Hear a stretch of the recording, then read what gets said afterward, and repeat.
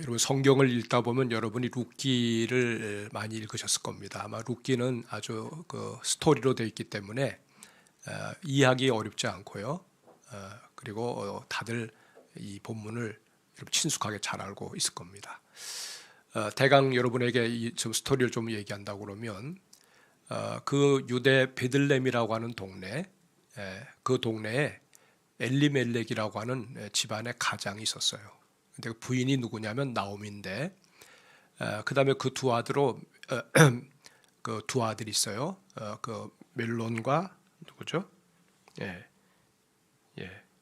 기럨. 말론과 기럨. 히브리 말이 어려운. 이렇게 네 식구가 한 가정을 이루었는데, 그 베들레헴 지역에 큰 흉년이 들었습니다. 그래서 이 엘리멜렉 가장이 어떤 결정을 내렸느냐면, 이렇게 흉년이 돼서 양식도 거두지 못했는데 여기서 더 있다가는 우리가 크게 큰일 나겠다. 그래서 좀 더 넓은 곳에 가자. 넓은 나라에 가서 마음껏 먹을 수 있고 마음껏 추수할 수 있는 그런 곳에 가서 우리 꿈을 펼치자 해서 이제 이 네 식구가 이제 이민을 간 겁니다. 이민을. 근데 여러분 엘리멜렉이라고 하는 그 이름의 뜻이 뭐냐면 하나님은 나의 킹, 왕이십니다. 이런 뜻이에요. 엘리멜렉. 하나님은 나의 왕이시다. 이런 뜻이고요. 나옴이라고 하는 뜻은 뭐냐면 기쁨이란 뜻이에요. 이름이 참 이쁘잖아요. 기쁨이라는 뜻이에요. 그래서 이제 이 두 부부가 두 아들을 데리고 갔는데 우린 다 그렇잖아요. 어떤 걸 계획을 할 때 나름대로 이렇게 하면 잘 될 것 같아. 그래서 야, 그래 보자 해서 나름대로 희망을 가지고 그 다음에 뭐 설마 무슨 일이 있겠어? 잘 될 거야. 이런 마음 가지고 이제 갔는데 글쎄 거기 모압 땅에 가서 정착하고 난 다음에 보니까 어려움이 많이 찾아왔어요. 자신들의 예상과는 다르게 큰 어려움이 찾아왔어요. 무엇보다도 그 집의 가장인 엘리멜렉이 세상을 떠났어요.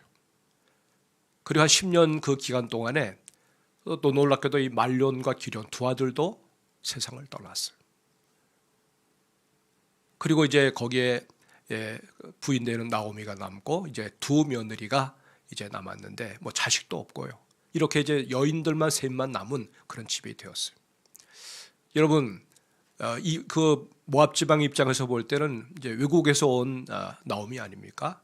그러니까 모든 면에서 불편하고 그 다음에 또 생계를 이어가기 어렵고 뭐 여기 성경은 기록되어 있지 않지만은 얼마나 많은 산전수전 어려운 그런 일들이 많이 펼쳐졌겠어요. 자, 그런데 한 10년쯤 지났는데 이제 저들이 이제 나오미가 어떤 생각을 하냐면 자신들이 이제는 돌아갈 때가 자기의 본향인 베들레헴밖에 없어요. 그래서 그는 베들레헴으로 가고자 이제 결심을 하고 두 며느리한테 얘기해요. 나는 이제 내 본향인 또 친정인 베들레헴으로 갈 거다. 여러분 사실은 나름대로 성공하고 돌아오겠다고 나갔지만은 모든 게 다 실패했는데 나오미조차도 돌아갈 마음이 없겠죠. 부끄럽잖아요. 그러나 기댈 때는 거기밖에 없어요. 그래서 돌아가겠다고 했을 때 두 며느리들이 따라 나옵니다. 따라 나와요. 그러니까 나오미가 뭐라고 그러냐면 따라오지 마라. 너희는 다 혼자 됐고 그 다음에 여기 베들레헴 가봐야 여기 너희들한테는 타향이고 그 다음에 더 나가서는 또 여기 가서 너희들이 재혼하는 거 쉽질 않아. 왜? 모압 사람들에 대한 이 베들레헴 유대 사람들의 그 편견이 굉장히 심해요. 다른 이방 사람들한테는 좀 더 이렇게 좀 열린 마음을 가지지만은 모압 사람들에 대해서만큼은 이 유대 사람들은 굉장히 이렇게 거부하는 그런 적을 가지니까 거기 가서 환영받을 거 없어. 그러니까 따라오지 말고 내 집으로 돌아가라. 내 친정으로 돌아가라. 너희가 원래 섬겼던 그 신에게로 돌아가라. 하면서 그 나오미가 그런 얘기를 해요.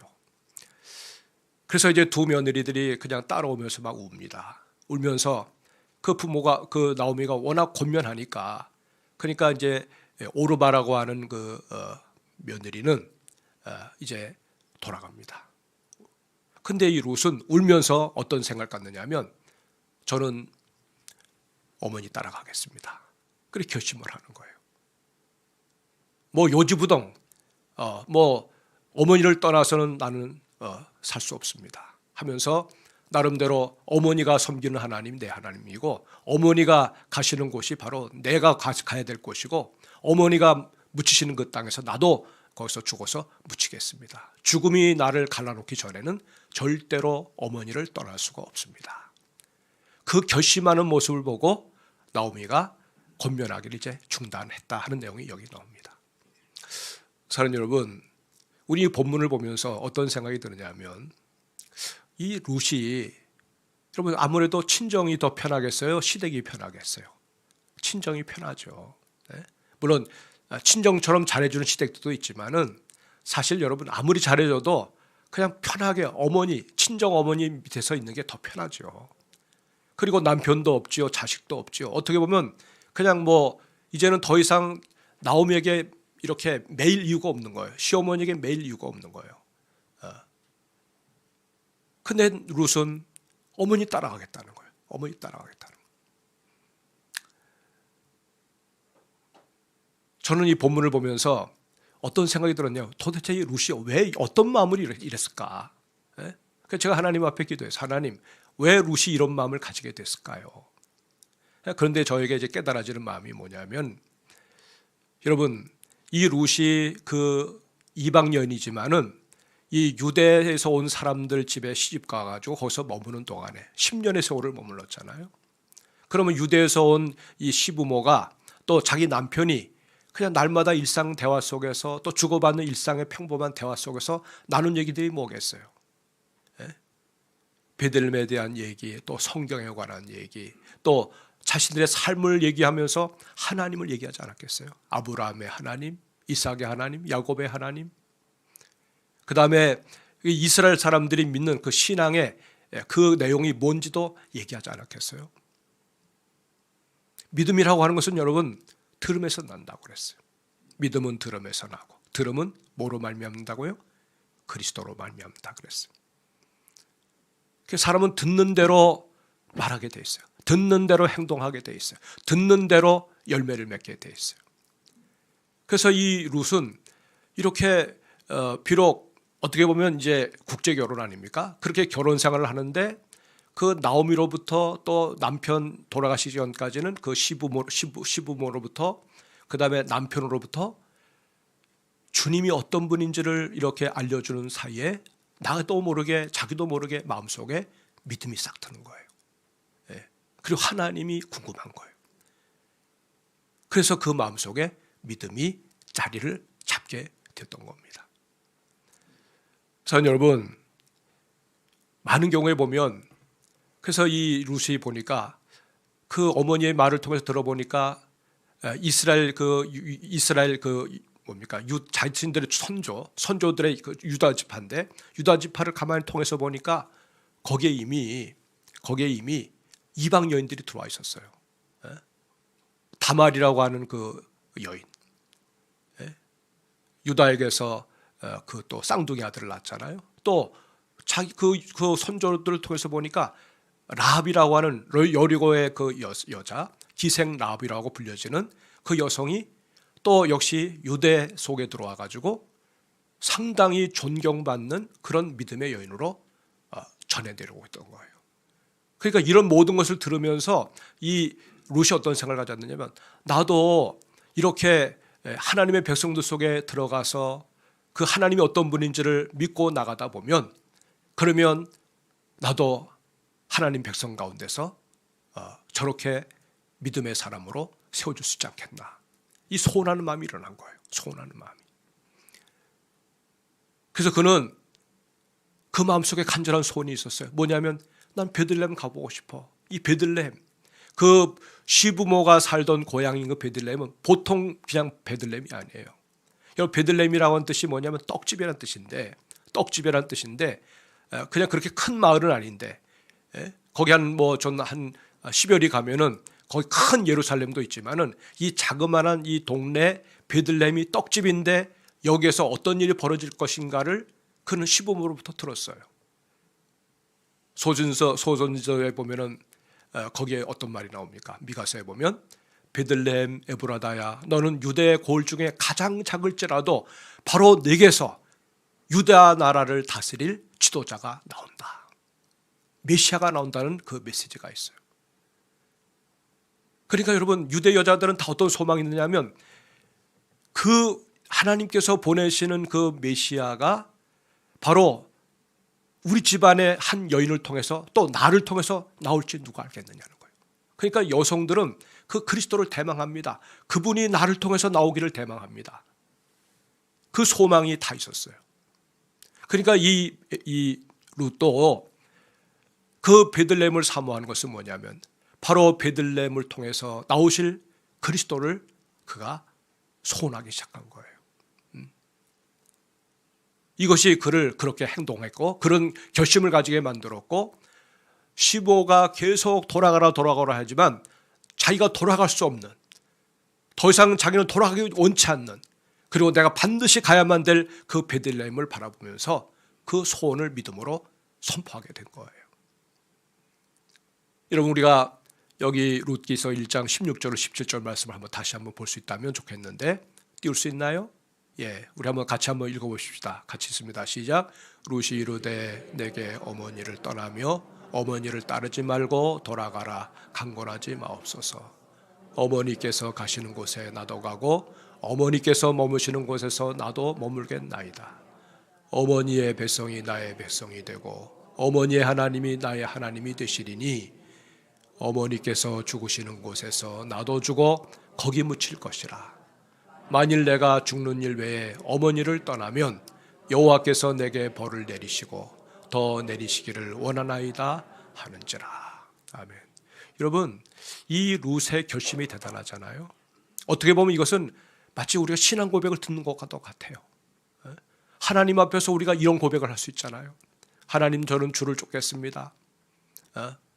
이런저런 이유로 돌아가는 사람도 많고 또 다른 길로 가는 사람도 많고 뒤처지는 사람도 많고 주저앉는 사람도 많지만, 내가 하나님을 안 이상, 내가 주를 안 이상, 룻이 마치 그 어머니를 통해서 복음을 들은 것처럼 나도 이제는 주님을 위해서 내 삶 끝까지 주를 따르면서 살겠습니다. 이 신앙 고백과도 같은 내용을 여기 룻이 고백하고 있는 거예요.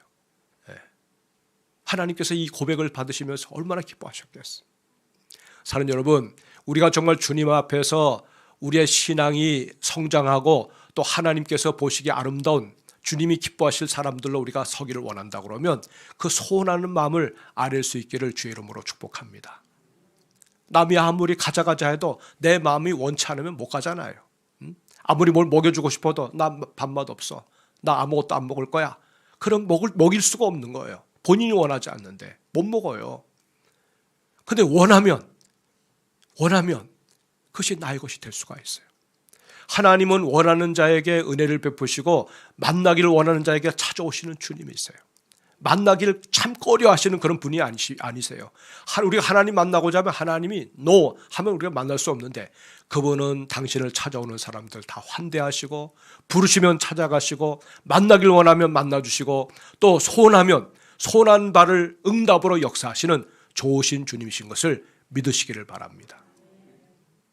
여러분, 사람이요, 우리가 신앙생활이라고 하는 것은 맘먹기에 달려있는 거예요. 물론 하나님의 은혜가 전제가 되지만 하나님의 은혜가 내게 왔다고 생각할 때 마음을 거기에 딱 먹고 가면 그대로 믿음의 역사가 일어나게 되는 거예요. 안 된다면 안 돼요. 그러나 주님 원하시니까 나도 이 길을 걸어갑니다 하면서 마음을 고쳐먹고 마음 먹기를 가지고 그렇게 나가면 반드시 좋으신 주님을 만나게 되어 있습니다. 낙심하지 마세요. 여러분이 질병 가운데 있습니까? 여러분에게 삶에 어떤 어려움이 있습니까? 장애가 있습니까? 여러분을 낙심하게 만드는 어떤 요소들이 있습니까? 여러분, 믿음으로 주를 바라보면서 주님을 구하면 반드시 하나님의 역사가 일어나게 될 줄로 믿습니다. 여러분, 예수님은 어떤 분이세요? 그분은 베들레헴에서 태어나신 분이세요. 말구육관, 거기에 주님이 얹혀 계셨어요. 다시 말하면 예수님은 베들레헴이에요. 예수님은 말구유에서 마치 말이 양식을 먹는 것처럼 바로 우리 온 인류가 그분을 먹고 마심으로 영생을 누리게끔 만들어주시는 하늘의 양식이에요. 오늘 우리가 성찬을 합니다. 떡을 뗍니다. 잔을 마십니다. 이것이 뭡니까? 예수 그리스도의 살과 예수 그리스도의 피를 상징하는 거예요. 우리가 그리스도를 먹고 그리스도를 마시는 거예요. 예수님께서 말씀하셨습니다. 나는 생명의 떡이니 누구든지 나를 먹으면 줄이지 아니할 것이고 나는 생명의 물인데 나를 마시면 영원히 목마르지 아니하리라고 말씀을 하셨어요. 여러분, 우리가 세상의 것은 먹어도 계속 배가 고픕니다. 마셔도 계속 갈증이 일어납니다. 그냥 그때만 뿐이에요. 그때만 뿐이고 지나가면 또 목마르고 그때만 지나가면 또 먹어야 되고 배고프고. 신령한 양식인 예수 그리스도는 그렇지 않아요. 그분을 마시면, 그분을 먹으면 영원히 목마르지 않고 영원히 줄이지 않는 영생의 삶을 살아가는 존재가 되는 거예요. 여러분, 그러니까 믿음으로 우리가 살아가면, 믿음이 뭐냐? 바로 베들레헴 떡집이 되시는, 영원한 우리의 양식이 되시는 예수 그리스도를 바라보는 거예요. 그분에게 눈을 뜨는 거예요. 우리가 신앙의 눈을 뜨고 믿음의 눈을 뜨고 영안을 뜨게 되면 그리스도가 우리의 인생에 얼마나 중요한 분이라는 것을 알기 때문에 그 주님을 바짝 쫓게 되어 있는 거예요. 바짝 붙잡게 되어 있는 거예요. 여러분, 우리가 살아가면서 예수님 좋은 분이죠. 그래서 나도 그냥 설렁설렁 믿긴 하는데, 그러나 이거보다 더 나는 삶의 중요한 우선순위가 있어요 하면서 그냥 마음을 못 잡고 여기저기 방황한다고 그러면 아직 그분이 주님이 어떤 분인지를 모르는 거예요. 예수를 만나면 그분이 얼마나 우리 인생의 최고의 진짜 가치가 있는 분인지를 알게 되는데, 예수 못 만나면 그런 일을 못 만나는 거예요. 못 하는 거예요. 그러니까 여러분, 우리는 이 룻을 보면서 어떤 생각이 드냐면, 룻은 이렇게 이방인이었지만은 성경을 조직적으로 배운 사람은 아니지만은 그래도 하나님의 백성들이 사는 그 집안에 들어가서 저들이 들려주는 말을 듣고도 눈을 뜨게 된 거예요. 그리고 예수를, 사실 베들레헴의 주님을 그가 만난 것과 다름이 없는 거예요. 사람이 본고로 믿는 건 봄으로서만 믿지 않습니다. 들음으로 믿어요. 들음으로 믿어. 보지 않고도 믿는 자가 더 복되다고 얘기하지 않았습니까?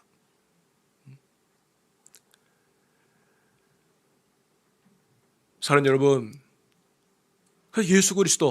예수 그리스도가 우리의 영원한 생명의 떡이고, 우리가 그 주님을 붙잡을 때 우리 인생에 어떤 변화가 일어나는지를 우리가 체험하게 되면, 하나님은 그 인생을 살아가면서 때로 어떤 사람은 어린 시절에 그를 구원하십니다. 예수 만나게 하시고, 중년 때도 예수 만나게 하시고, 노년 때도 예수 만나게 하시고, 심지어는 임종의 자리에서도 예수를 만나게 하셨습니다.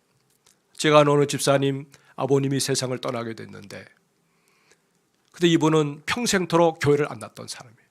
근데 그 자녀가 너무 안타까워서 예수 모르고 그냥 세상 떠나면 너무나 안 될 것 같아서, 구원받지 못할 것 같아서 안타까워서 주변에서 이렇게 임종 전에 전도하고 복음 전하고 했는데, 놀랍게도 그 아버님이 예수를 믿게 됐어요. 그리고 곧 이제 세상을 떠났었어요. 그래서 너무나 좋은데 이제 자녀들 가운데 어떤 생각이 드냐면, 한 번도 교회도 나가보지 않은 분인데 이렇게 성경 얘기하고 예수 믿으셔야 됩니다 하고 예수님을 알려주고 믿는다는 고백을 받았는데 이것 가지고 구원받을 수 있었을까 하는데, 그 자녀 가운데 어느 한 자녀에게, 아직 주님이 어떤 분인지도 모르는 그 자녀에게 그 아버지가 꿈에 나타났다는 거예요. 꿈에 나타나서 뭐라고 하냐면, 내가 좁은 문으로 들어왔더니 내가 살아났다. 좁은 문으로 들어왔더니 내가 살게 됐다고 얘기하더라고요. 좁은 문으로 들어왔다는 게 무슨 뜻인가요? 라고 물었다는 거예요. 여러분, 때때로 우리 주님은, 물론 여러분 우리가 꿈을 쫓는 사는 건 아니지만, 증거로 하나님께서 우리에게 또 믿을 만한 그런 증표로 꿈을 통해서 역사하실 때도 있어요.